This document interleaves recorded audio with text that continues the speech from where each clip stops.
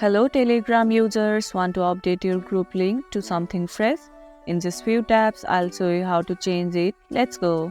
First, open Telegram and go to the group where you want to change the link.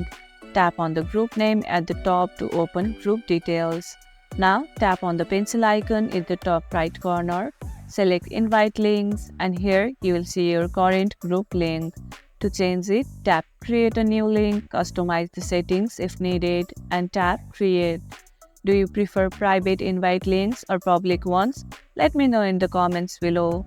Once done, you can copy and share the new link with your group members. And that's it. Your Telegram group now has a brand new invite link.